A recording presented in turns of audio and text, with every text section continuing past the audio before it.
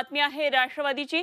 राष्ट्रवादी काँग्रेसच्या शरद पवार गटाचे आमदार रोहित पवार यांची आज मुंबईमध्ये ईडीकडून चौकशी होणार आहे। शरद पवार गटाचे कार्यकर्ते या विरोधात आता आक्रमक झालेले आहेत। ईडी कार्यालयाजवळच शरद पवार गटाचे कार्यालय आहे आणि तिथे कार्यकर्त्यांनी मोठ्या प्रमाणामध्ये आता गर्दी केलेली आहे। ईडी विरोधात आणि रोहित पवारांच्या समर्थनार्थ बॅनरबाजी करण्यात आली आहे। तर दुसरीकडे रोहित पवारांसाठी खुद्द शरद पवार आता मैदानात उतरले आहेत। रोहित पवारांची चौकशी होईपर्यंत शरद पवार मुंबईमधल्या पक्ष कार्यालयामध्ये बसून राहणार आहेत। तर इकडे सुप्रिया सुळे रोहित पवारांना ईडी ऑफिसपर्यंत सोडायला जाणार आहेत। शरद पवार गटाच्या कार्यालयाबाहेरून या संदर्भातला आढावा घेतला आमचे प्रतिनिधी मनोज कुलकर्णी यांनी।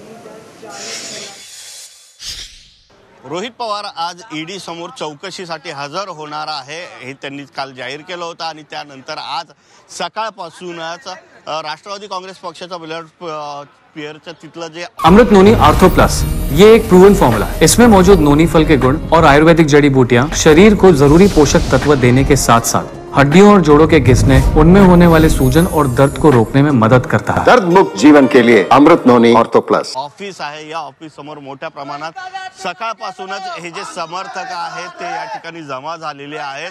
सकाळपासूनच घोषणाबाजीला सुद्धा सुरुवात झालेली आहे।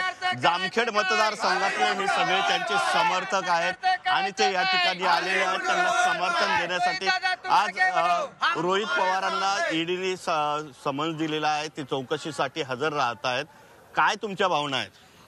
आमचं स्पष्ट मत आहे 10,000 केलेली कारवाई ही सूटबुद्धीने आहे आणि त्यासाठी आम्ही येथे हजारोच्या संख्येने जमलो आहोत। भविष्यामध्ये शरद पवारच्या नंतर जी नेतृत्व असन ती रोहित दादा पवारांकडे, त्यामुळे ही सरकार त्यांना घाबरलेलं आहे। भविष्यात राष्ट्रवादीला कुठला नेता भेटू नये म्हणून ही ईडी रोहित दादांच्या मागे लावण्यात आलेली आहे आणि रोहित दादा घाबरणार नाही म्हणजे नाही। तलाठी भरती प्रकरणामध्ये काय दिवे लावले ते तुम्हाला चांगलं माहिती आहे। याचा आवाज सर्वात प्रथम रोहित दादांनी केला। युवकांसाठी आता भारतात जीवाचं रान करतात। रोहित पवार यांनी विविध प्रकारे आवाज उठवला सरकारच्या विरोधात आणि म्हणूनच आज त्यांना ईडीने चौकशीसाठी बोलावलेलं आहे आणि ते सुद्धा हजर होत आहेत। ह्याच भावना या कार्यकर्त्यांकडून व्यक्त होत आहेत। आता 10:30च्या दरम्यान रोहित पवार या ठिकाणी येतील आणि चौकशीला हजर होतील। तोपर्यंत मोठ्या प्रमाणात राष्ट्रवादी काँग्रेस पक्षाचे जे सगळे समर्थक आहेत त्यांचे ते या ठिकाणी जमा होणार आहेत।